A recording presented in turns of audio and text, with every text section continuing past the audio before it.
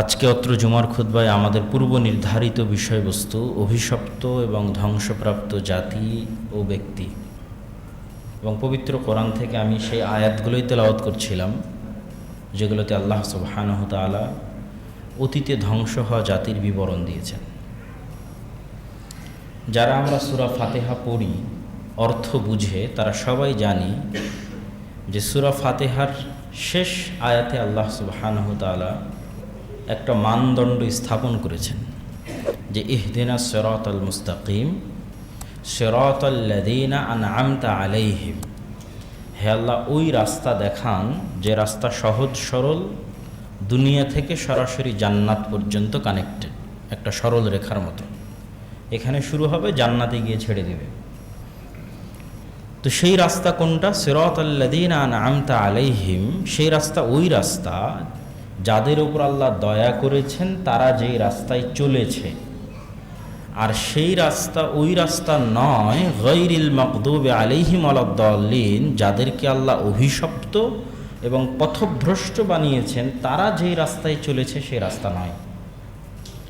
আর এই ছোট্ট সংক্ষিপ্ত আয়াতি পুরো কোরআন ব্যাপী আল্লাহ বিস্তারিত বর্ণনা করেছে। কিভাবে, কাদের উপর আল্লাহ দয়া করেছে? নবীদের উপর দয়া করেছে। তো পুরো কোরআন আল্লাহ নবীদের জীবনীতে পরিপূর্ণ করে দিয়েছে, যাতে ওই রাস্তাটা মানুষের কাছে ক্লিয়ার হয় যে তুমি কোন রাস্তায় চলবা। আল্লাহর দয়াপ্রাপ্ত মানুষদের রাস্তায় চলো। তো আল্লাহর দয়াপ্রাপ্ত কারা? নবীরা। নবীরা কিভাবে জীবনযাপন করতো, এই তো আমি নবীদের ঘটনা তোমাদের সামনে তুলে ধরতেছি। আর কোন রাস্তায় তুমি চলবে না, যেই রাস্তায় অভিশপ্ত এবং পথভ্রষ্টরা চলেছে। অভিশপ্ত এবং পথভ্রষ্ট কারা, এই নাও আমি পবিত্র কোরআনে তোমাদের সামনে তুলে ধরতেছি কারা পথভ্রষ্ট, কারা অভিশপ্ত। তাহলে একই সাথে যারা আল্লাহর নেয়ামত প্রাপ্ত তাদের রাস্তাও স্পষ্ট হয়ে যাচ্ছে, পাশাপাশি যারা অভিশপ্ত এবং পথভ্রষ্ট তাদের রাস্তা স্পষ্ট হয়ে যাচ্ছে। এত স্পষ্ট বিবরণের পরেও যদি মানুষ অভিশপ্তদের রাস্তাই অবলম্বন করে, তাহলে আল্লাহ দায় মুক্ত, নবীরা দায় মুক্ত। তখন দায় নিজের, কেন আল্লাহ স্পষ্ট বলে দিয়েছেন এই এই রাস্তা অভিশপ্তদের রাস্তা। তো আজকের এই বিষয়বস্তু থেকে আমাদের শিখার বিষয় কিন্তু এটি, যে আমরা অভিশপ্ত জাতির কথা শুনে শিখব কি? যেই অপরাধে আল্লাহ তাদের শাস্তি দিয়েছে, ওই অপরাধগুলো আমাদের মধ্যে আছে কিনা, আমরা ওই রাস্তা অবলম্বন করছি কিনা। আমরা যদি ওই রকমের রাস্তা অবলম্বন করি, তাহলে আমাদের শাস্তির ধরন কি হতে পারে? আল্লাহ সুবহানাহু তাআলা পবিত্র কোরআন মাজিদে বলছেন, ওয়াকাম মিন ক্বরিয়াতিন আহলাকনাহা ফাজাআহা বা'সুনা বায়াতান আও হুম কাইলুন। এরকম কত নগর, কত শহর এবং বন্দর আমি আল্লাহ ধ্বংস করে দিয়েছি, যখন তাদের উপর আমার গজব এসেছিল তখন তারা ঘুমন্ত ছিল, অথবা দুপুরের খাওয়া দাওয়া করে বিশ্রাম করছিল। এই একই রকম আয়াত আল্লাহ সুবহানাহু ওয়া তাআলা আরো 2-3টা এনেছেন। বলেছেন আফা আমিনা আহলুল করা, শহরের মানুষ, বন্দর নগর গ্রামের মানুষ, তারা কি নিজেদেরকে নিরাপদ মনে করে নিয়েছে যে তাদের উপর আল্লাহর গজব আসবে না, তাই তারা নিশ্চিন্তে ঘুমাচ্ছে? আর এক আয়াতে আল্লাহ সুবহানাহু ওয়া তাআলা বলছেন, পরের আয়াতে, যে আও আমিনা আহলুল করা আইয়াতিয়াহুম বা'সুনা দুহাও ওয়া হুম ইয়ালআবুন। গ্রাম শহর বন্দর নগরের অধিবাসীরা কি নিজেদেরকে নিরাপদ মনে করে নিয়েছে যে তাদের উপর আল্লাহর আযাব আসবে না, তাই তারা খেলতামাশায় মত্ত আছে? ওয়া হুম ইয়ালআবুন, তারা খেলতামাশায় মত্ত আছে। যেমন বিশ্বকাপ ফুটবল গেল, তারা কি নিজেদের নিরাপদ মনে করে নিয়েছে যে তারা আল্লাহর আযাব থেকে মুক্ত? আফা আমিনু মাকরাল্লাহ ফালা ইয়ামানু মাকরাল্লাহি ইল্লাল কওমুল খাসিরুন। কে আছে এমন যে নিজেকে আল্লাহর পাকড়াও থেকে মুক্ত মনে করে, নিরাপদ মনে করে? একমাত্র ওই ব্যক্তি নিজেকে নিরাপদ মনে করতে পারে যে ক্ষতিগ্রস্ত। একজন আলেম, একজন আল্লাহওয়ালা পরহেজগার তাকওয়াবান মানুষও যদি মনে করে যে আমি আল্লাহর গজব এবং আযাব থেকে নিরাপদ, আল্লাহর পাকড়াও থেকে নিরাপদ, তাহলে সে ক্ষতিগ্রস্ত। এটা একটা মানদণ্ড সেট করা হয়েছে, কেউই যেন নিজেকে আল্লাহর আযাব এবং গজব থেকে নিরাপদ মনে না করে। যেই নিজেকে নিরাপদ মনে করবে সে ক্ষতিগ্রস্ত। এই নিরাপদ মনে করাটাই তার ক্ষতিগ্রস্ত হওয়ার জন্য যথেষ্ট। আল্লাহ সুবহানাহু ওয়া তাআলা বলেন, ওয়াকাম আহলাকনা মিন ক্বরিয়াতিন বাতিরাত মাঈশাতাহা, আমি এরকম কত উন্নত সভ্যতা ধ্বংস করে দিয়েছি, উন্নত প্রযুক্তি এবং সভ্যতা ধ্বংস করে দিয়েছি, যাদের উন্নত প্রযুক্তি এবং উন্নত সভ্যতা তাদেরকে অহংকারী করে তুলেছিল। মানুষ মনে করে আজকের আমেরিকা, আজকের দুবাই, আজকের সিঙ্গাপুর এটাই হয়তো পৃথিবীর সবচেয়ে উন্নত সভ্যতা। কিন্তু কোরআনের ধারা বিবরণীতে বোঝা যায় যে আল্লাহ সুবহানাহু ওয়া তাআলার বর্ণনা অনুযায়ী অতীতে আল্লাহ যাদেরকে ধ্বংস করে দিয়েছে তারা আজকের চাইতেও বেশি পাওয়ারফুল, বেশি শক্তিশালী, বেশি সভ্য এবং বেশি উন্নত প্রযুক্তির অধিকারী ছিল। মানে আজকের যেমন দুবাই নগরী আছে, আজকের যেমন গুলশান বনানী আছে, এইরকম উন্নত শহর, উন্নত সভ্যতা অতীতেও ছিল। তো তাদের উন্নত নগর, উন্নত সভ্যতা তাদেরকে যখন অহংকারী করে দিল, তখন আমি তাদেরকে এমনভাবে ধ্বংস করে দিয়েছি, আল্লাহ বলছেন, ফাতিলকা মাসাকিনুহুম লাম তুসকান মিন বাদিহিম ইল্লা কালিলা, যে আজকে যেটা কোটি টাকার প্লট এবং ফ্ল্যাটের জায়গা ছিল, পরের দিন ওটার বসবাসেরই উপযোগী থাকেনি, বিরান মরুভূমিতে পরিণত হয়ে গেছে। আজকে যেখানে বসে মানুষ কোটি কোটি টাকার প্লট এবং ফ্ল্যাট বিক্রি করবে মর্মে চিন্তা করছে, আমেরিকার সিলিকন ভ্যালি, তো 1 সেকেন্ড 1 মিনিটের ব্যবধানে ওইটা বসবাস অনুপযোগী বিরান মরুভূমিতে পরিণত করে দিয়েছে। ওয়াকুন্না নাহনুল ওয়ারিসিন, এই কথা দিয়ে আল্লাহ আয়াত শেষ করছে। আর চিরন্তন চিরস্থায়ী উত্তরাধিকার মালিকানা আমার, মানে যেই জমিনে, যেই মাটিতে তোমরা বসবাস করছো, যেই জমিন, যেই মাটি তোমরা শাসন করছো, যুগের পরিক্রমায়, কালের পরিক্রমায় এরকম কত আসলো আর কত গেল, এই স্থায়ী পার্মানেন্ট উত্তরাধিকার কে? এই জমি, এই মাটি, এই নগর, এই সভ্যতা, এই দেশ, এই পৃথিবীর পার্মানেন্ট মালিক কে? ওয়াকুন্না নাহনুল ওয়ারিসিন, আমি আল্লাহ হচ্ছে পার্মানেন্ট মালিক। এরকম আগেও অসংখ্য ধ্বংস করে দিয়েছি, সামনেও করব। কেউ যেন মনে না করে যে না আমি আজকে এটার মালিকানায় আছি। ক্ষণস্থায়ী মালিকানা, আর স্থায়ী মালিকানা আল্লাহ সুবহানাহু ওয়া তাআলার। আল্লাহ সুবহানাহু ওয়া তাআলা আরেক আয়াতে বলেন, ওয়াকাআইয়্যিম মিন ক্বরিয়াতিন আতাত আন আমরি রাব্বিহা ওয়া রাসূলিহি, কত নগর বন্দর আমি আল্লাহ ধ্বংস করে দিয়েছি, যে নগর বন্দরের অধিবাসীরা আল্লাহর আদেশ এবং তার রাসূলের আদেশ থেকে মুখ ফিরিয়ে নিয়েছিল। আল্লাহর আদেশ এবং তার রাসূলের আদেশ এভাবে ঘাড় ঘুরিয়ে অমান্য করেছিল। ফাহাসাবনাহা হিসাবান শাদীদা, তাদেরকে খুব শক্তভাবে আমি ধরেছি। ওয়া আযাবনাহা আযাবান নুকরা, আর তাদেরকে ভয়ঙ্কর শাস্তি দিয়েছি। আর এই প্রত্যেক যত নগর বন্দর সভ্যতা আল্লাহ ধ্বংস করেছে, তাদেরকে অযৌক্তিক কোনো কারণে ধ্বংস করেনি। এটা আরেক আয়াতে আল্লাহ বলছেন, ফাকুল্লান আখাযনা বিযামবিহি, এদের প্রত্যেককে তাদের পাপের কারণে ধ্বংস করেছি। ফামিনহুম মান আরসালনা আলাইহি হাসিবা, এবং এক একজনকে এক এক স্টাইলে ধ্বংস করেছি। আল্লাহ বলছেন, ফামিনহুম মান আরসালনা আলাইহি হাসিবা, কারো উপর পাথর বর্ষণকারী বৃষ্টি দিয়ে ধ্বংস করেছি। অমিনহুম মান আখাদাতহু সাইহা, কাউকে বিকট আওয়াজ দিয়ে ধ্বংস করেছি। অমিনহুম মান খাসাফনা বিহিল আরজ, কাউকে মাটির নিচে ধসিয়ে দিয়েছি। অমিনহুম মান আগরাকনা, কাউকে পানিতে ডুবিয়ে মেরেছি। ওমা কানাল্লাহু লিয়াজলিমাহুম, আর এগুলো করে আল্লাহ জুলুম করেনি। শুনে মনে হচ্ছে আল্লাহ জুলুম না, ওয়ালাকিন কানু আনফুসাহুম ইয়াজলিমুন, ওরাই জুলুম করেছিল, আমি ন্যায় প্রতিষ্ঠা করতে ধ্বংস করেছি। ওরা জালেম ছিল, আল্লাহর হিকমাহ এবং আল্লাহর ন্যায় প্রতিষ্ঠার জন্য আল্লাহ সুবহানাহু ওয়া তাআলা তাদের ধ্বংস করেছে। এবং কিয়ামতের মাঠেও আল্লাহ সুবহানাহু ওয়া তাআলা যখন মানুষকে শাস্তি দিবেন, আল্লাহ কোনো ব্যক্তিগত আক্রোশ এবং ব্যক্তিগত ক্ষোভ থেকে মানুষকে শাস্তি দিবেন না। আল্লাহ সুবহানাহু ওয়া তাআলা ন্যায় প্রতিষ্ঠা করার জন্য মানুষকে শাস্তি দিবেন। আর যখন আল্লাহ মানুষকে জান্নাতে দিবেন, তখন মানুষের আমলের জোরে আল্লাহ মানুষকে জান্নাতে দিবেন না, আল্লাহর দয়ায় এবং আল্লাহর ক্ষমায় মানুষকে জান্নাতে দিবেন। তাহলে আল্লাহ যখন জান্নাতে প্রবেশ করার অনুমতি দিবে, তখন আমার এবং আপনার আমল নয়, আল্লাহর দয়া এবং ক্ষমা। আর আল্লাহ আমাকে এবং আপনাকে যখন শাস্তি দিবে, তখন ওটা আল্লাহর ন্যায়। এবং ওই ন্যায় প্রতিষ্ঠার চিহ্নগুলো গল্পের মধ্যে আছে, যে আল্লাহ সুবহানাহু ওয়া তাআলা কিভাবে তাদের উপর ন্যায় প্রতিষ্ঠা করতে গিয়ে তাদের উপর আযাব দিয়েছেন। এবার আমরা ধারাবাহিক, এগুলো ছিল মোটামুটি ভূমিকা স্বরূপ কথা, যেগুলো আল্লাহ ভূমিকা স্বরূপ পবিত্র কোরআনে বলেছেন। এখন আমরা ধারাবাহিক কয়েকটা জাতির কথা শুনবো যাদেরকে আল্লাহ সুবহানাহু ওয়া তাআলা অতীতে ধ্বংস করেছে। অতীতে ধ্বংস করা জাতির মধ্যে সর্বপ্রথম আসে নূহ আলাইহিস সালাতু ওয়াস সালামের জাতির কথা। নূহ আলাইহিস সালাতু ওয়াস সালামের পূর্বে কোনো কওম বা কোনো ব্যক্তিকে আল্লাহর আযাবে ধ্বংস করে দেওয়া হয়েছে এরকম কোনো ঘটনা ইতিহাসের পাতায় পাওয়া যায় না। মানুষ গুনাহ করেছে, পাপ করেছে, কিন্তু সেভাবে আযাব এবং গজবে কোনো ব্যক্তি এবং জাতি ধ্বংস হয়ে গেছে তার ইতিহাস কোরআনে অথবা অন্য কোথাও উল্লেখিত নাই। তাহলে পৃথিবীতে সর্বপ্রথম অভিশপ্ত জাতি হচ্ছে নূহ আলাইহিস সালাতু ওয়াস সালামের জাতি।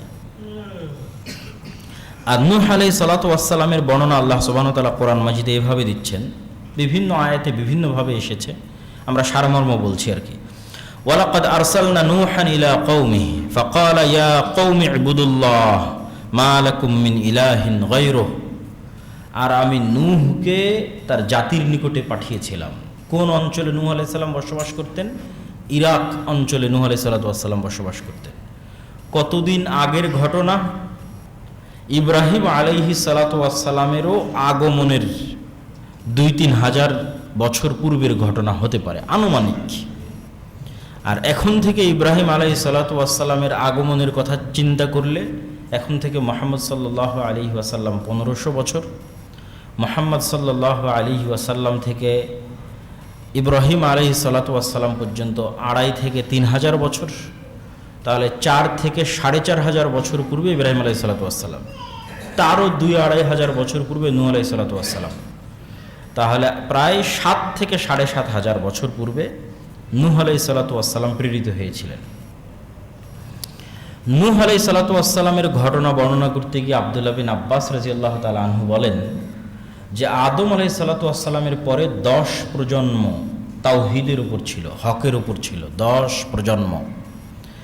এবং এক এক প্রজন্ম যদি 1000 বছর করে ধরা হয় আনুমানিক গড়, যেমনটা আদম আলাইহিস সালামের বয়স এবং যেমনটা নূহ আলাইহিস সালামের বয়স, তাহলে আদম আলাইহিস সালামের আনুমানিক 10,000 বছর পর নূহ আলাইহিস সালামের আগমন। তো আদম আলাইহিস সালামের পরে 10 প্রজন্ম হকের তাওহীদের উপর ছিল, গুনাহ অন্যগুলো করেছে কিন্তু শিরক করেনি। 10 প্রজন্ম পর প্রথম মানুষ শিরকের সাথে পরিচিত হয়। কিভাবে শিরকের সাথে পরিচিত হয় এটাও আল্লাহ কোরআন মাজিদে তুলে ধরেছেন, কেমনে নূহ আলাইহিস সালামের কওম শিরকে লিপ্ত হলো। প্রথমে কিছু খুব আল্লাহওয়ালা পরহেজগার তাকওয়াবান মানুষ, তাদের মৃত্যুর পর মানুষ চিন্তা করলো যে এদের যদি আমরা স্মৃতি সংরক্ষণ করতে পারি তাহলে আমাদের অন্তরেও আল্লাহর তাকওয়া, আল্লাহর ভীতি কাজ করবে। এরা তো অনেক আল্লাহওয়ালা মানুষ ছিল, তো চলো এদের স্মৃতি সংরক্ষণ করি। তাহলে প্রথমে ভালো চিন্তা নিয়েই মূলত শিরক আর বেদাত ঢোকে, আল্লাহ কোরআন এইভাবেই তুলে ধরেছে। তো তারা এরকম কিছু আল্লাহওয়ালা পরহেজগার মানুষের ভাস্কর্য তৈরি করলো, পূজা করার জন্য নয়, ওইটার পূজা করবে এই জন্য নয়, ওইটাকে দেখে স্মরণ করবে, আরে এই মানুষটা এত ভালো ছিল, তাহলে আমিও একটু ভালো হই। এই অবস্থার উপর কয়েক শত অথবা কয়েক হাজার বছর পার হয়েছে। কয়েক শত কয়েক হাজার বছর পর শয়তান পরবর্তী প্রজন্মের মাথায় দিয়ে দিয়েছে, আরে এই যে মূর্তিগুলো তোমরা দেখছো তোমাদের বাপ দাদারা এগুলোর পূজা করত, এগুলোর মাধ্যমে তোমরা আল্লাহর নৈকট্য অর্জন করতে পারবে। তখন মানুষ আস্তে আস্তে ওই মূর্তিগুলোর পূজা করা শুরু করলো, এইভাবে শিরক প্রবেশ করলো। এমত অবস্থায় নূহ আলাইহিস সালাম আসলেন, আল্লাহর দ্বীনের দাওয়াত দিলেন। আল্লাহ সুবহানাহু ওয়া তাআলার দ্বীনের দাওয়াত নূহ আলাইহিস সালাম কতদিন দিয়েছেন? আল্লাহ কোরআন মাজিদে বলছেন, ওয়ালাকাদ আরসালনা নূহান ইলা কওমিহি ফালাবিসা ফীহিম আলফা সানাহ ইল্লা 50 আমান। নূহ তাদের মধ্যে 50 কম 1000 বছর দাওয়াত দিয়েছে। 50 কম 1000 বছর, তথা 950 বছর। এবং নূহ আলাইহিস সালাম যখন তাদেরকে বারবার আল্লাহর আযাব এবং আল্লাহর গজবের সতর্কতা দিত যে তোমরা শিরক ছাড়ো না হলে আল্লাহর আযাব আসবে, শিরক ছাড়ো না হলে আল্লাহর গজব আসবে, তো একই কথা একটা এলাকার মানুষ 900 বছর শুনেছে।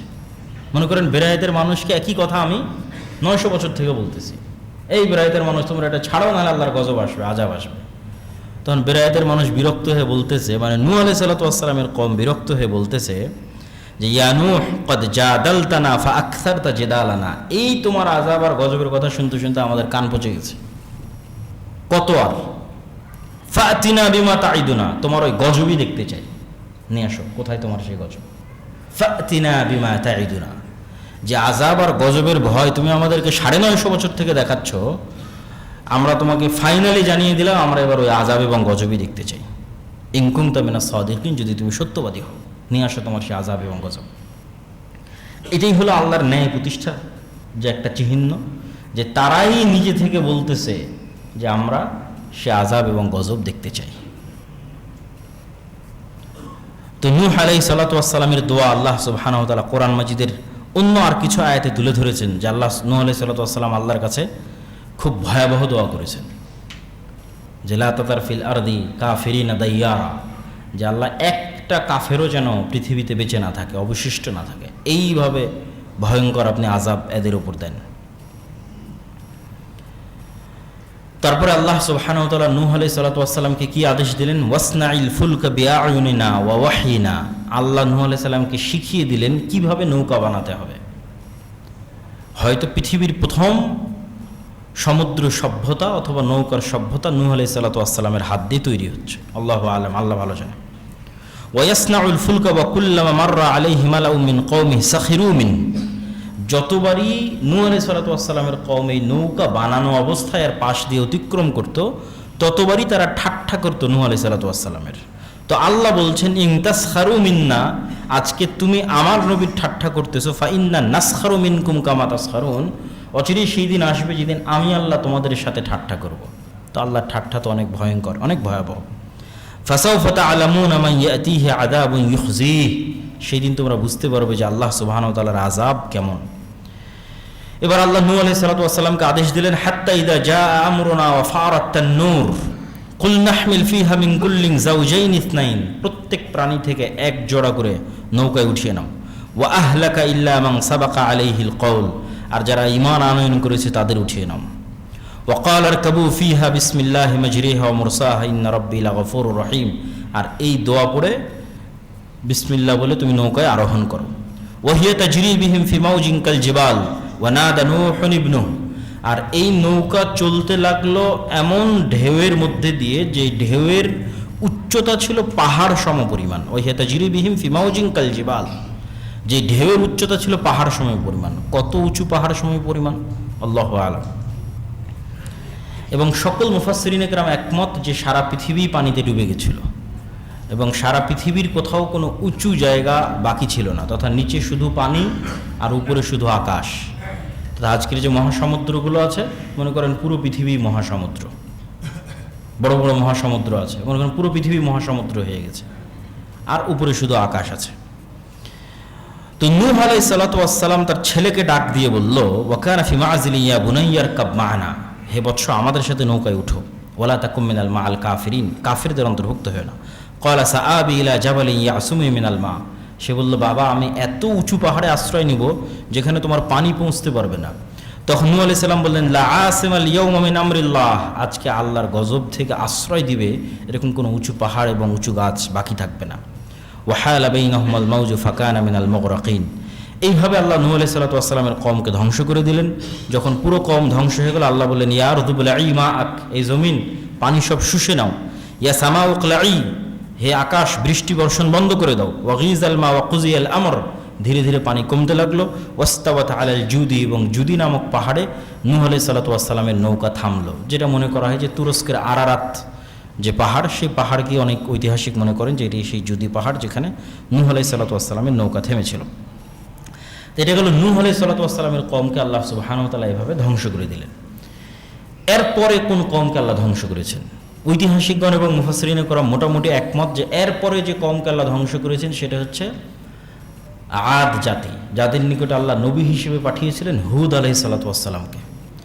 তারপরে আল্লাহ সুবহানাহু ওয়া তাআলা ধ্বংস করেছেন সামুদ জাতি, যাদের নিকটে আল্লাহ নবী হিসেবে পাঠিয়েছিলেন সালেহ আলাইহিস সালাতু ওয়াস সালামকে। তাদের পরে আল্লাহ ধ্বংস করেছেন লূত আলাইহিস সালাতু ওয়াস সালামের জাতিকে, যাদের নিকটে আল্লাহ নবী হিসেবে পাঠিয়েছিলেন লূত আলাইহিস সালাতু ওয়াস সালামকে, যিনি ইব্রাহিম আলাইহিস সালামের সমসাময়িক। তাহলে কি বোঝা গেল?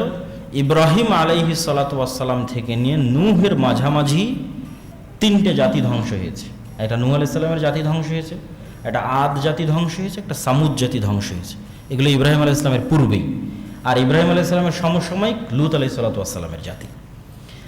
আদ জাতির অপরাধ কি ছিল আর সামুদ জাতির অপরাধ কি ছিল? আদ জাতির অপরাধ ছিল অহংকার। আল্লাহ তাদের অহংকারের বর্ণনা কোরআন মাজিদে দিচ্ছেন। কি পরিমাণ অহংকার দেখেন। ফাআম্মা আদুন ফাস্তাকবারু ফিল আরদি বিগাইরিল হক।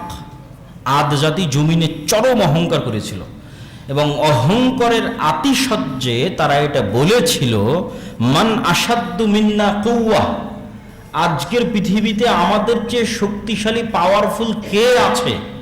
কে আছে এমন যে আমাদের চেয়ে শক্তিশালী পাওয়ারফুল? আল্লাহ তাদের কথা কোরআনে নকল করছেন যে তাদের শক্তি, সামর্থ্য, জ্ঞান, বিজ্ঞান, সভ্যতা, টেকনোলজি এত উঁচু লেভেলে পৌঁছে গেছিল যে তারা ওপেন চ্যালেঞ্জ ঘোষণা করেছিল, পৃথিবীতে আমাদের চেয়ে শক্তিশালী কে আছে?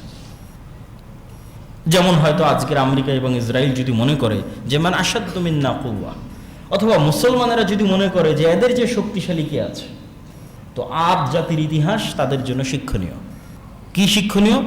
আল্লাহ আদ জাতির এই কথার উত্তর নিজেই কোরআন মাজিদে দিচ্ছেন। পরের অংশে আল্লাহই বলছেন এদের এই কথার উত্তর, আওয়ালাম ইয়ারাউ আন্নাল্লাহাল্লাযী খালাকাহুম হুয়া আশাদ্দু মিনহুম কুওয়া।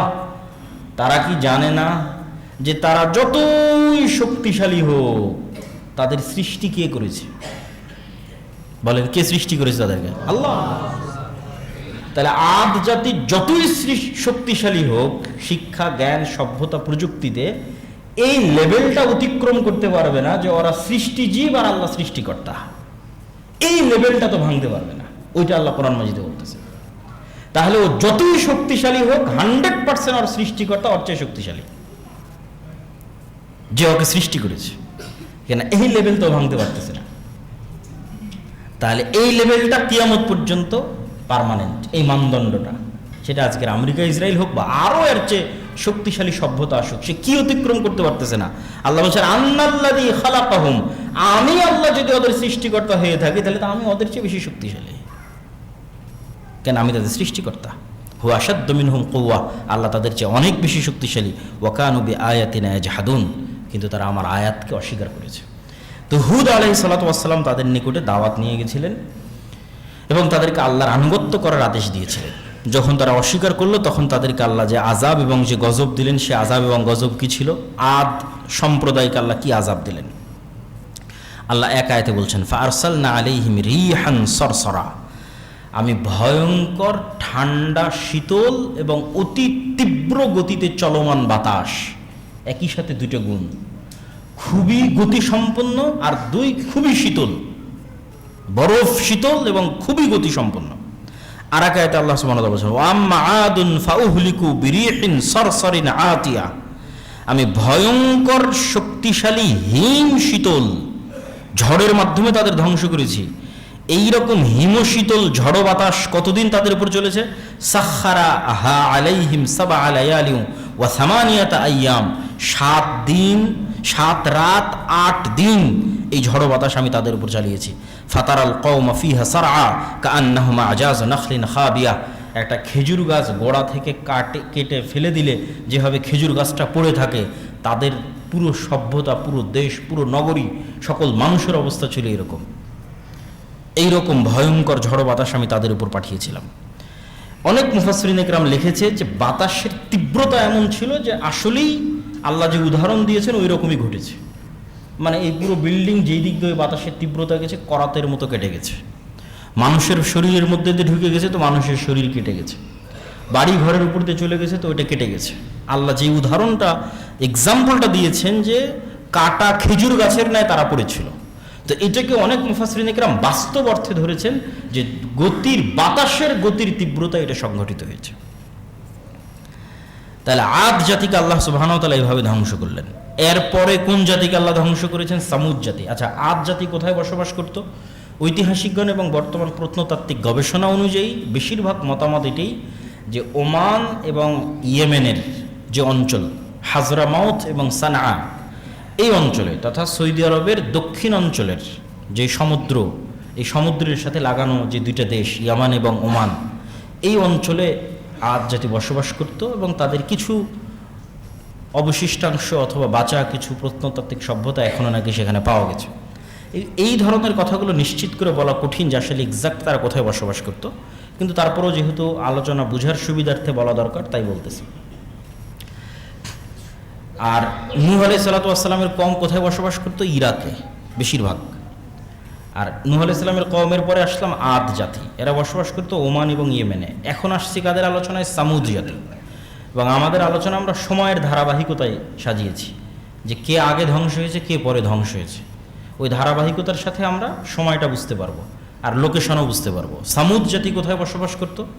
সামুদ জাতি বসবাস করত বর্তমান সৌদি আরবের উত্তর দিকে মিশর সীমান্তবর্তী একটা অঞ্চল আছে যেটা মাদাইন সালেহ নামে পরিচিত।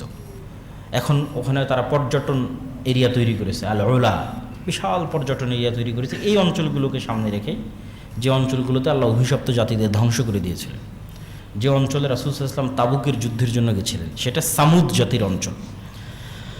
তো সামুদ জাতিকে আল্লাহ সুবহানাহু ওয়া তাআলা কিভাবে ধ্বংস করলেন? ওয়াইলা সামুদ আখাহুম সালেহ, সামুদ জাতির নিকটে পাঠিয়েছিলাম সালেহকে নবী হিসেবে।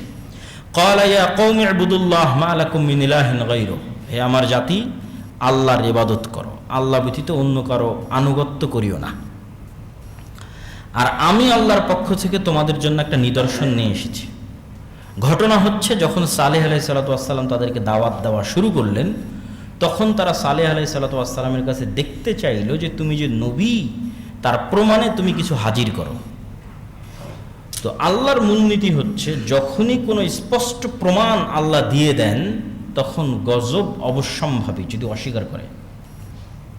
স্পষ্ট প্রমাণ আসার পর গজব অবশ্যম্ভাবী যদি অস্বীকার করে। এই জন্য সাধারণত নবী রাসূলদের কাছে স্পষ্ট প্রমাণ চাইতে হয় না, তাদের দাওয়াতের উপরে ঈমান আনতে হয়, যেটা উম্মতে মুহাম্মাদি করেছে, যেটা উম্মতে মুহাম্মাদি মুহাম্মদ সাল্লাল্লাহু আলাইহি ওয়াসাল্লামের দাওয়াতে ঈমান আনয়ন করেছে, এটাই হওয়া উচিত। কিন্তু যখন আপনি নবীকে বলবেন আপনি কিছু করে দেখান, আপনি যে নবী, তখন যদি নবী কিছু করে দেখায় আর আপনি যদি তারপরেও অস্বীকার করেন তাহলে গজব 100% কনফার্ম। তো যখন তারা বললো যে আপনি কিছু আলামত দেখান, তাদের অনেক চ্যালেঞ্জ মোবাহলা অনেক কিছু করার মাধ্যমে সালেহ আলাইহিস সালাতু ওয়াস সালাম একদম শূন্য থেকে, কোনো বর্ণনায় পাথরের মধ্যে থেকে, কোনো বর্ণনায় মাটি ফেড়ে, কোনো বর্ণনায় পাহাড় থেকে, তথা একদম নতুন মানে কোনো কিছুর সন্তান হিসেবে নয়, একটা উটনি উপস্থিত করলেন। মানে কারো পেট থেকে জন্ম নেওয়া উটনি নয়, আল্লাহ সুবহানাহু ওয়া তাআলা তাকে নিদর্শন হিসেবে উটনি দিলেন। এবং এই উটনির হলো যে শর্ত হচ্ছে উটনি বের হবে, আর এই উটনির জন্য বিধান হচ্ছে যেই কুয়ায় তোমাদের পশু প্রাণী পানি পান করে ওই কুয়া একদিন এই উটনির জন্য খালি থাকবে। কেন আল্লাহর নিদর্শনের এই উটনি প্রচুর পরিমাণে পানি পান করত। তাহলে যে একদিন তোমাদের পশু প্রাণী কুয়া থেকে পানি পাবে না, ওই একদিন তাদের ব্যবস্থা কি হবে? ওই একদিন আল্লাহর উটনি এত বেশি পরিমাণে দুধ দিবে যে গোটা এলাকা, গোটা গ্রাম, গোটা শহর ওই এক উটনির দুধ খেয়ে শেষ করতে পারবে না। এবং বাস্তবে তাই হলো। কিন্তু এই যে ছোট্ট অজুহাত, আল্লাহর নেয়ামতের মধ্যেও মানুষ যখন অজুহাত খোঁজে তখন ধ্বংস অবশ্যম্ভাবী। এইটাই একটা অজুহাতের রাস্তা তারা বের করলো, যে আমরা 7 দিনই আমাদের পশু প্রাণীকে পানি খাওয়াতে চাই, অথচ কোনো সমস্যা ছিল না। কেন যে একদিন তাদের পশু প্রাণী পানি খেতে পারতো না, ওই একদিন আল্লাহ দুধের ব্যবস্থা করে রেখেছিলেন। কিন্তু যখন মানুষ অহংকারী হয় তখন নেয়ামত পাওয়ার পরেও আল্লাহর নিদর্শন দেখার পর অজুহাত খোঁজে। তখন তারা অজুহাত দাঁড় করালো 7 দিনই আমাদের পশু প্রাণীদের পানির ব্যবস্থা করে দিতে হবে। তো শুআয়ব আলাইহিস সালাতু ওয়াস সালাম, সালেহ আলাইহিস সালাতু ওয়াস সালাম যখন এতে রাজি হলেন না, তখন তারা সিদ্ধান্ত নিল যে এই উটনিকে তারা হত্যা করবে অথবা মারবে। তখন সালেহ আলাইহিস সালাতু ওয়াস সালাম তাদেরকে নিষেধ করলেন যে তোমরা আল্লাহর এই উটনির যদি ক্ষতি করো তাহলে আযাব এবং গজব অবশ্যম্ভাবী। তখন তারা ওই একই চ্যালেঞ্জ গ্রহণ করলো। সেই চ্যালেঞ্জের বর্ণনা আল্লাহ কোরআন মাজিদের আয়াতে ভাবে দিচ্ছেন, ফাআকারুন নাকাহ, তারা উটনির হত্যা করলো অথবা উটনির পা কেটে নিল। ওয়া আতাউ আন আমরি রাব্বিহিম, এবং আল্লাহর আদেশ অমান্য করলো। এবং উটনিকে হত্যা করে অথবা উটনির পা কেটে সালেহ আলাইহিস সালামকে বলল, ইয়া সালেহ, ইতিনা বিমা তাইদুনা, তুমি যে এতদিন বলতে যে এই উটনিটি ক্ষতি করলে নাকি আল্লাহর আযাব আসবে, এই যে না তোমার উটনিকে হত্যা করে দিয়েছি, এবার আল্লাহর আযাব কোথায় দেখাও। ইন কুনতা মিনাল মুরসালিন, যদি তুমি সত্যি নবী হও। তাহলে নূহ আলাইহিস সালাতু ওয়াস সালামের কওম যেভাবে নূহ আলাইহিস সালাতু ওয়াস সালামকে বলল তুমি এতদিন যে আযাবের ভয় দেখাতে ওটা দেখাও, সালেহ আলাইহিস সালাতু ওয়াস সালামের কওমও একই অপরাধ লিপ্ত হলে এটি আল্লাহর ন্যায়পরায়ণতা, মানে শাস্তি ওদের উপর আসা অবশ্যম্ভাবী হয়ে গেছিল। আল্লাহ জালেম নন, ন্যায় প্রতিষ্ঠা করতে এখন শাস্তি দিতে হবে। নিদর্শন দেখার পর অমান্য করেছে এবং চ্যালেঞ্জ দিচ্ছে পাল্টা, কোথায় সে আযাব দেখাও। তখন কি হলো, 3 দিন সালেহ আলাইহিস সালাতু ওয়াস সালাম বললেন 3 দিনের মধ্যে আল্লাহর গজব এবং আযাব আসবে।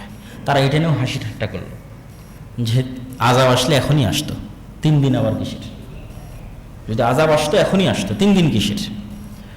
তো কিছু বর্ণনা অনুযায়ী পাওয়া যায় প্রথম দিন তাদের চেহারার রং পরিবর্তন হয়ে গেল, দ্বিতীয় দিন আরও পরিবর্তন হয়ে গেল, এবং তৃতীয় দিন তাদের চেহারা পরিপূর্ণরূপে কালো রূপান্তর ধারণ করলো এবং বিকট আওয়াজ, যে বিকট আওয়াজে যে যে অবস্থায় ছিল সে অবস্থায় থেকে গেল। আরবি ইবারত হচ্ছে ফিদারিহিম জাসিমিন। জাসিমিন অর্থ হচ্ছে একদম জড় পদার্থের মতো, জড় বস্তুর মতো হয়ে যাও। আমি পানি খাচ্ছিলাম, বিকট আওয়াজ যখন হয়েছে তখন আমি এই পানি খাওয়া অবস্থাতে এভাবেই স্টিল দাঁড়িয়ে মরে গেছি। আমি হয়তো খেলাধুলা করছিলাম, আমি হয়তো কোনো একটা কাজে লিপ্ত ছিলাম, যে কাজে যে অবস্থায় ছিল বিকট আওয়াজে সে অবস্থায় ওইভাবেই জড় বস্তু, জড় পদার্থের মতো হয়ে গেছে এবং মারা গেছে। তাহলে এটা গেল সামুদ জাতির উপর আল্লাহ সুবহানাহু ওয়া তাআলার আযাব। এরপরে কোন জাতির উপর আযাব এসেছে? লূত আলাইহিস সালাতু ওয়াস সালামের উপর।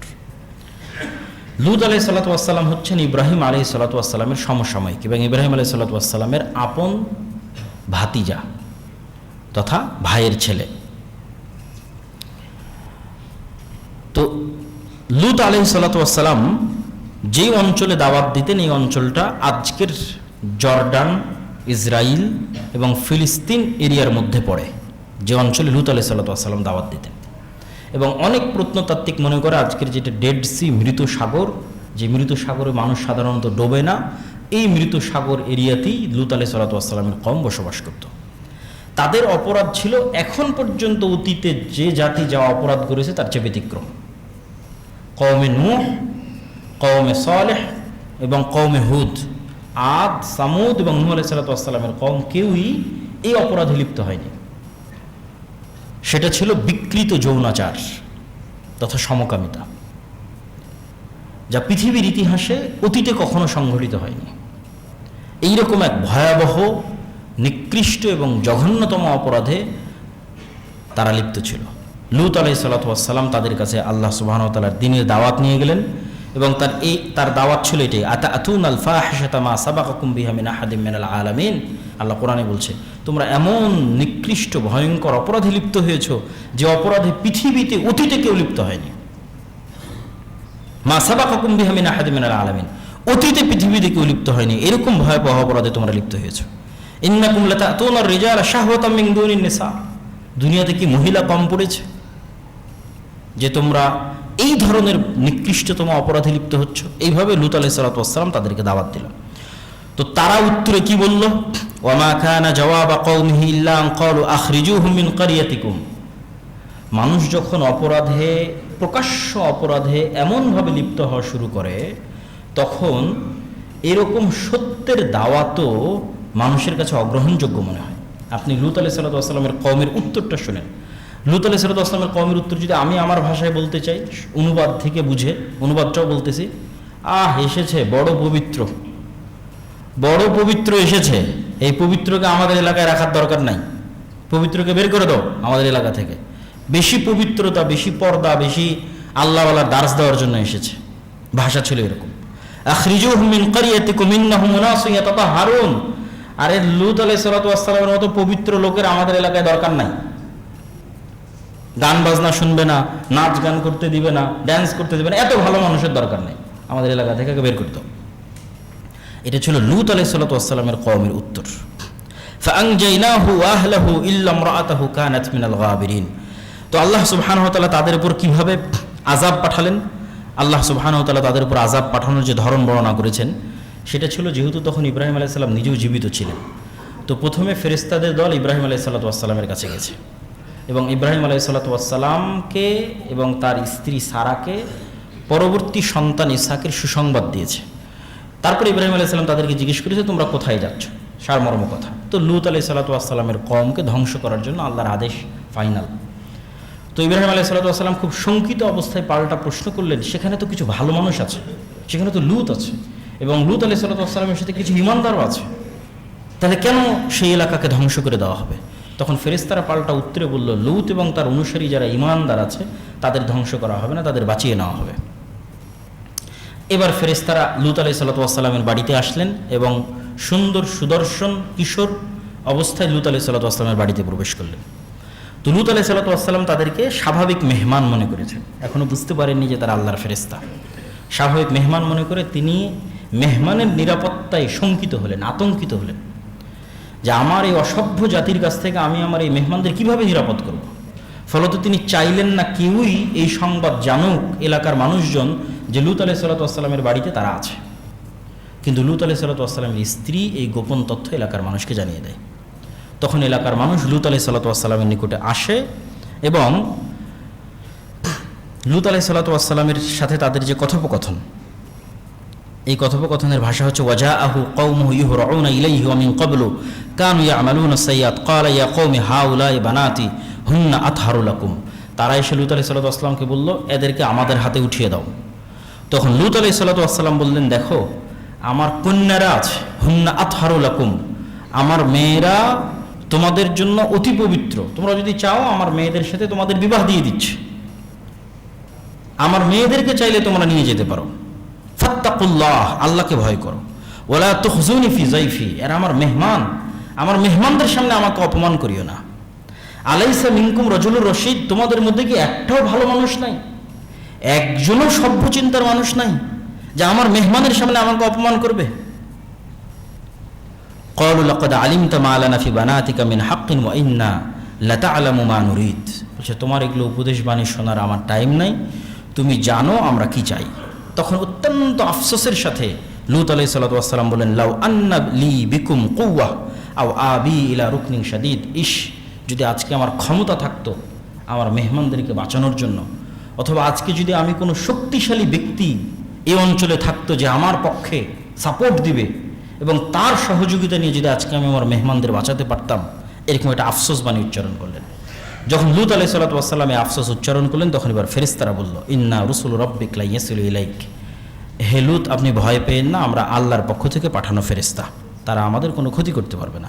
ফাআসরি বিআহলিক বিকিতইম মিনাল লাইল, আপনি রাতের অন্ধকারে আপনি এবং আপনার সাথে যারা ঈমানদার আছে এই শহর ছেড়ে পালিয়ে যান। ওয়ালা ইয়ালতাফিত মিনকুম আহাদ, এবং আপনাদের কেউ যেন পিছন ফিরে না তাকায়, কেউ আর আপনার স্ত্রী সে যাবে না, কেননা ইন্নাহু মুসিবুহা মা আসাবাহুম, সে ওই একই শাস্তির অন্তর্ভুক্ত হবে যেই শাস্তি এলাকার মানুষ পাবে। ইন্না মাউইদুহুম সুবহ, আর এই শহর ধ্বংস হয়ে যাবে সকাল হতে হতে। আলাইসা সুবহু বিকরিব, আর সকাল অতি নিকটে, অতএব দ্রুত এখান থেকে পালিয়ে যান। ফালাম্মা জাআ আমরুনা জাআলনা আলিয়াহা সাফিলাহা ওয়া আমতারনা আলাইহিম হিজারাতাম মিন সিজ্জিলিম মামদুদ। এবার এই জাতিকে আরো এক ভিন্ন স্টাইলে আল্লাহ ধ্বংস করলেন। সেটা কি? পুরো শহরকে উপরে উঠিয়ে উল্টিয়ে ফেলা হলো। কোরআনের আয়াত, জাআলনা আলিয়াহা সাফিলাহা, শহরের উপর অংশকে নিচু করে দিলাম আর নিচুর অংশকে উপরে করে দিলাম, মানে পুরো উল্টিয়ে দিলাম। পুরো শহরকে আকাশে উঠিয়ে উল্টিয়ে দেওয়া হয়েছে। ওয়ামতারনা আলাইহিম হিজারাতাম মিন সিজ্জিলিম মামদুদ, এবং আকাশ থেকে আগুনের পাথর বৃষ্টি বর্ষণ করা হয়েছে। এইভাবে আল্লাহ সুবহানাহু ওয়া তাআলা লূত আলাইহিসসালামের কওমকে ধ্বংস করে দিলেন। এবার শুআয়ব আলাইহিসসালামের কওম, এবং শুআয়ব আলাইহিসসালামের কওমের প্রতি তার কি দাওয়াত ছিল? এতক্ষণ আগের 2-3টা আমরা শুনলাম বেশিরভাগ ছিল শিরক, মধ্যের এখন যেটা শুনলাম সেটা ছিল অবৈধ যৌনাচার আর বিকৃত যৌনাচার। আর এখন যেটা শুনতেছি সেটা হচ্ছে মানুষের হক নষ্ট করা। শুআয়ব আলাইহিসসালামের কওম মানুষের হক নষ্ট করত, ওজনে কম দিত, মিথ্যা বলতো, ধোঁকা দিত। এমনকি এমনও বর্ণনা এসেছে যে গ্রামে যদি বাহির থেকে কোনো মেহমান আসতো তাহলে সেই মেহমানের সাথে তারা এমনভাবে ঠাট্টা করত যে সবাই মিলে মেহমানের কাছে টাকা দিত আর দোকানদারকে বলে দিত এর কাছে যেন কেউ জিনিস বিক্রি না করে। ফলে মেহমান ঠিকই টাকা পেত কিন্তু কোনো দোকান থেকে কিছু ক্রয় করতে পারতো না। তখন আবার সেই টাকাগুলো তাকে দেখা যাচ্ছে ফেরত দিয়ে চলে যেত, ফেলে দিয়ে চলে যেতে হতো। তাহলে মানুষের সাথে অন্যায় রিলেটেড গজবে শুআয়ব আলাইহিসসালামের কওম ধ্বংস হয়ে গেছে। মানুষের সাথে মিথ্যা, ধোঁকা, প্রতারণা, এগুলোই শোয়েব আলাইহিসসালাতু ওয়াসসালামের বর্ণনার মধ্যে আছে। যেহেতু সময় অতি সংক্ষিপ্ত, এই জন্য আমি সংক্ষিপ্ত আকারে বলতেছি। তো শোয়েব আলাইহিসসালাতু ওয়াসসালামের কওম কোন গজবে আল্লাহ সুবহানাহু ওয়া তাআলা তাদের ধ্বংস করে দিয়েছেন? ভূমিকম্প। এবং কিছু বর্ণনায় এসেছে যে ভূমিকম্পের ধরনটা এরকম ছিল যে প্রচণ্ড গরম তাদের উপর শুরু হলো ভূমিকম্প আসার পূর্বে, এবং এই গরমে তারা হাঁসফাঁস করতেছিল, বাঁচার কোনো রাস্তা ছিল না। ঠিক এরকম সময় একখণ্ড মেঘ দেখা দিল, যেই মেঘের মধ্যে গিয়ে সবাই আশ্রয় নেওয়ার চেষ্টা করলো একটু ঠান্ডা আবহাওয়া পাওয়ার জন্য, একটু শীতল ছায়া পাওয়ার জন্য। তারপরে ওই মেঘের মধ্যে থাকা অবস্থাতেই ভয়ঙ্কর ভূমিকম্প, বিকট আওয়াজ, এবং যেভাবে আল্লাহ সুবহানাহু ওয়া তাআলা তাদের জন্য উপযুক্ত মনে করেছেন সেভাবে তখন তাদেরকে ইনস্ট্যান্ট ধ্বংস করে দিয়েছেন শোয়েব আলাইহিসসালাতু ওয়াসসালামের কওমকে। তাহলে ধারাবাহিক সিরিয়ালে শোয়েব আলাইহিসসালাতু ওয়াসসালামের পরে এবার আসবে ফেরাউন, এবং ফেরাউনের ঘটনা মোটামুটি আমাদের সবারই জানা, যে ফেরাউনকে আল্লাহ সুবহানাহু ওয়া তাআলা কীভাবে ধ্বংস করেছেন। পানিতে ডুবিয়ে অত্যন্ত চরম অসহায়ত্বের মাধ্যমে আল্লাহ ফেরাউনকে ধ্বংস করেছেন। আর ফেরাউনের ধ্বংসের পূর্বে মূসা আলাইহিসসালাতু ওয়াসসালামের মাধ্যমে অসংখ্য আয়াত, নিদর্শন ফেরাউন দেখেছে। পিঁপড়া, পোকামাকড়, রক্ত, ব্যাং, এরকম 10 থেকে 12 রকমের বিপদ ফেরাউনের কওমের উপর এসেছিল, এবং এই 10-12 রকমের বিপদের প্রত্যেকবারই তারা মূসা আলাইহিস সালামের কাছে গিয়ে আল্লাহর কাছে দোয়া করিয়ে নিয়ে বেঁচেছে। তারপরে যখন আবার মুক্তি পেয়েছে আবার অবাধ্য হয়েছে। তাহলে ফাইনাল আযাব এবং গজব দেওয়ার আগে আল্লাহ অনেক নিদর্শন ফেরাউন এবং তার সৈন্য সামন্তকে দেখিয়েছেন, যাতে ফেরাউনের উপর আযাবটা কি হয়? হক হয়, ন্যায় হয়। কোনো নিয়ামত দেখাতে আল্লাহ সুবহানাহু ওয়া তাআলা বাকি রাখেননি। মূসা আলাইহিস সালামের লাঠি তো আছেই, মূসা আলাইহিস সালামের হাতের যে উজ্জ্বলতা সেটা তো আছেই, এটা ছাড়াও 12 রকমের নিদর্শন আল্লাহ তাকে দেখিয়েছে। যেমন রক্তের আযাব যখন আসলো তখন খেতে বসলে রক্ত, পানিতে রক্ত, বিছানায় রক্ত, রাস্তায় রক্ত, সব জায়গায় রক্ত। তখন মূসা আলাইহিস সালামের কাছে গিয়ে আল্লাহর কাছে ক্ষমা চেয়ে ভালো হয়ে যাব, ঠিক হয়ে যাব, এই বিপদ উঠিয়ে নাও। বিপদ উঠে গেল, আবার অস্বীকার করলো। এরকম 12টা নিদর্শন দেখার পরেও যখন ফেরাউন ঠিক হয়নি, তখন আল্লাহ সুবহানাহু ওয়া তাআলা তাকে ফাইনালি সমুদ্রে ডুবিয়ে মেরেছেন। এবং ফেরাউনের সমসাময়িক আরেকজনের কথা আল্লাহ সুবহানাহু ওয়া তাআলা কোরআন মাজিদে বলেছেন, তার নাম হচ্ছে কারুন। এবং একক ব্যক্তি হিসেবে কাউকে ধ্বংস করা, আজকের বিষয়ের মধ্যে আছে প্রাপ্ত ব্যক্তি ও জাতি। একক ব্যক্তি হিসেবে কাউকে ধ্বংস করার মধ্যে কোরআনে একজনের কথাই আছে, কারুন। বাকি সব জাতিগতভাবে ধ্বংস। সামুদ জাতি, আদ জাতি, নূহ আলাইহিস সালামের জাতি, লূত আলাইহিস সালামের জাতি, ফেরাউনের জাতি, পুরো জাতি হিসেবে ধ্বংস। ব্যক্তি হিসেবে শুধু একজনের ধ্বংসের বর্ণনা আছে, সেটা হচ্ছে কারুন, যে তার সম্পদের দাম্ভিকতায় অহংকারী হয়ে উঠেছিল, সম্পদের অহংকারে অহংকারী হয়ে উঠেছিল। তাকে আল্লাহ তার সকল সম্পদ সহ মাটিতে ধসিয়ে দিয়েছে। এবং মিশরের অনেক ঐতিহাসিকের মতামত অনুযায়ী একটা লোকেশন নিয়ে যাওয়া হয়, দেখানো হয় যে জায়গায় কারুন তার সকল সম্পদ সহ মাটিতে ধসে গেছিল। তো এটা ছিল কারুনকে ধ্বংস করার আল্লাহ সুবহানাহু ওয়া তাআলার ধরন বা স্টাইল। এবার যেই বানু ইসরাইল মূসা আলাইহিস সালামের মাধ্যমে ফেরাউনের কবল থেকে মুক্তি পেল, এই বানু ইসরাইলের ওপরেও আল্লাহ সুবহানাহু ওয়া তাআলা তাদেরই অবাধ্যতার কারণে অনেক আযাব এবং গজব দিয়েছেন। তার 2-1টা আযাব এবং গজব আমরা তুলে ধরি সংক্ষিপ্ত করে। একটা হচ্ছে শনিবারের বিধানকে লঙ্ঘন করা।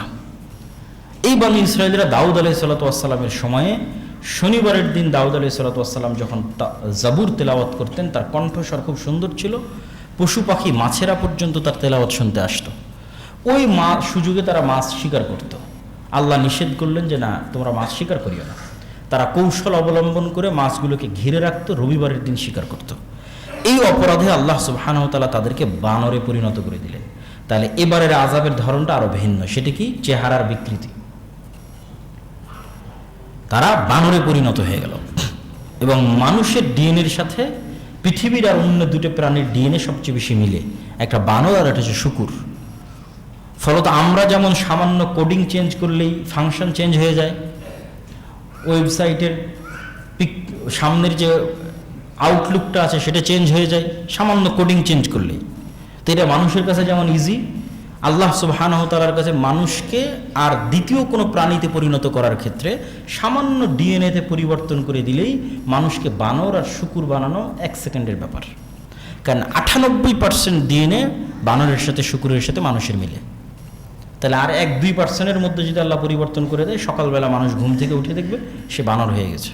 সকালবেলা মানুষ ঘুম থেকে উঠে দেখবে সে শূকর হয়ে গেছে। আর রাসূল সাল্লাল্লাহু আলাইহি ওয়াসাল্লাম বলেছেন, আমার উম্মতের একদল মানুষ বানর এবং শূকরে পরিণত হবে।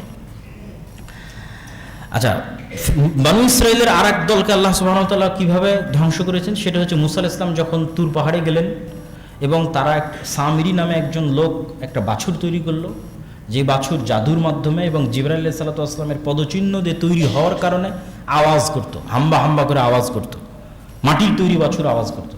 ওই বাছুরের পূজা করতে লাগলো বনু ইসরাইল। মুসা আলাইহিস সালাতু ওয়াস সালাম এসে খেপে গেলেন। আল্লাহ বললেন, তোমাদের শাস্তি হচ্ছে যারা শিরক করেনি, তারা যারা শিরক করেছে ওদেরকে হত্যা করো। ভয়াবহ, যে নিজের বাপ মা নিজের ভাই বোনকে নিজে হাতে হত্যা করো, এটাই শাস্তি। যেহেতু তোমার বাপ শিরক করেছে, যেহেতু তোমার মা শিরক করেছে, তোমার ছেলে মেয়ে শিরক করেছে, যে শিরক করেনি সে তার আত্মীয় স্বজনের মধ্যে যারা শিরক করে তাদেরকে হত্যা করবে। এটা একটা আযাব ছিল আল্লাহর। আর একটা ছিল, যখন তাদেরকে জিহাদ করতে যাওয়ার জন্য বলা হলো, তারা বললো আমরা যাব না, তখন আল্লাহ তাদেরকে 40 বছর মরুভূমির মধ্যে উদ্ভ্রান্তের মতো ঘুরতে থাকার একটা আযাব আল্লাহ সুবহানাহু ওয়া তাআলা তাদেরকে দিয়েছিলেন। আর দুইবার তাদেরকে ভয়ঙ্করভাবে জেরুজালেম থেকে বের করে দেওয়া হয়েছে তাদের পাপের শাস্তির কারণে। হত্যা, শাস্তি, বিপদ সব মিলিয়ে দুইবার জেরুজালেম থেকে বের করে দেওয়া হয়েছে তাদের পাপের কারণে, নবীদেরকে হত্যা করার কারণে। তারা নবীদের হত্যা করত।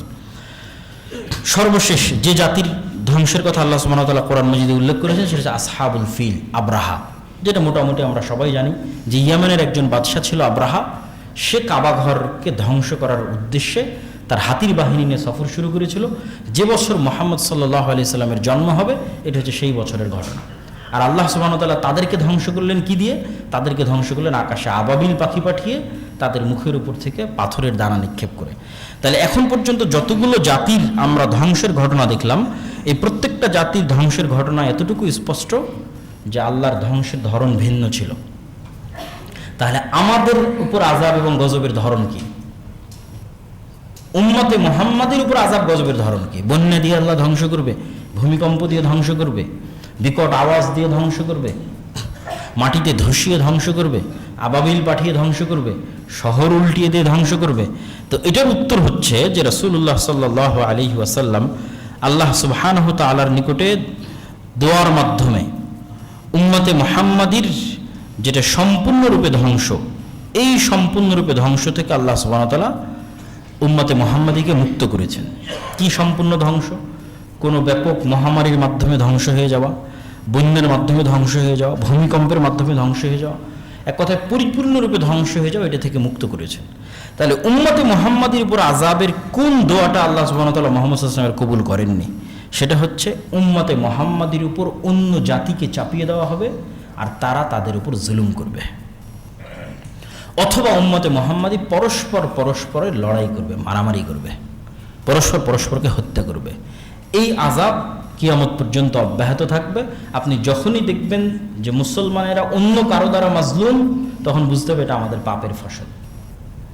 নূহ আলাইহিস সালাতু ওয়াস সালামের মতো বন্যায় আমাদের ডুবিয়ে মারা হবে না। তাহলে আমাদের কিসে আমাদের আযাব, কোথায় আযাব আমরা দেখতে পাবো? যখন দেখবো আমাদের উপর অন্য জাতি চেপে গেছে, তখন আপনি বুঝবেন, সেটা রোহিঙ্গা হোক, সেটা ফিলিস্তিন হোক, সেটা বাংলাদেশ হোক, সেটা যেখানে হোক, সেটা বাগদাদে হালাকুখা চেঙ্গিস খানের আক্রমণ হোক, সেটা জেরুজালেমে ক্রুসেডারদের আক্রমণ হোক, যেখানে দেখবেন সেখানেই দেখবেন উম্মতে মুহাম্মাদের পদস্খলন, নৈতিক এবং চারিত্রিক অধপতনের শাস্তি হিসেবে বিধর্মীদেরকে আল্লাহ সুবহানাহু ওয়া তাআলা তাদের উপর চাপিয়ে দিবেন। আর এমনিতে আমাদের ব্যক্তিগত জীবনে দুটো অপরাধ এমন আছে যে দুটো অপরাধের আযাব এবং গজব সাথে সাথেই আসবে, জীবদ্দশাতেই আসবে। রাসূলুল্লাহ সাল্লাল্লাহু আলাইহি ওয়াসাল্লাম বলেন, কুল্লু যুনুবিন ইউআখিরুল্লাহু মিনহা মা শাআ ইলা ইয়াউমিল কিয়ামাহ। প্রত্যেক পাপের শাস্তি আল্লাহ কিয়ামত পর্যন্ত ঠেলে নিয়ে যান, যে এই পাপের শাস্তি কিয়ামতে দেওয়া হবে। তবে দুইটা পাপের শাস্তি আল্লাহ সুবহানাহু ওয়া তাআলা দুনিয়াতেই দেন, ক্বাবলাল মাউত, মৃত্যুর পূর্বে মানুষকে। একটা কি? ইল্লাল বাগি, অবৈধ সম্পর্ক, জেনা, ব্যভিচার, ওয়া কাতিআতুর রাহিম, এবং আত্মীয়তার সম্পর্ক ছিন্ন। এই দুটো অপরাধের শাস্তি এখনো গজব হিসেবে, ব্যক্তিগত গজব হিসেবে মানুষ পেতে থাকবে। এই দুটো অপরাধের শাস্তি মৃত্যুর পরে কিয়ামত পর্যন্ত অপেক্ষা করা হবে না, দুনিয়াতে জীবদ্দশাতে। কেউ যদি বাপ মাকে অমান্য করে, বাপ মার সাথে খারাপ আচরণ করে, তাহলে এটার শাস্তি ও জীবদ্দশাতেই দেখতে পাবে। কেউ যদি অবৈধ সম্পর্ক জেনা ব্যভিচারে লিপ্ত হয়, তাহলে এটার শাস্তি সে তার জীবনেই দেখতে পাবে, যে কিভাবে তার জীবনে এটার শাস্তি নেবে। কিভাবে আসবে আল্লাহ ভালো জানে, আল্লাহ সুবহানাহু ওয়া তাআলা ভালো জানে, কিন্তু এই দুটো অপরাধের শাস্তি আল্লাহ দুনিয়াতেই দিবেন।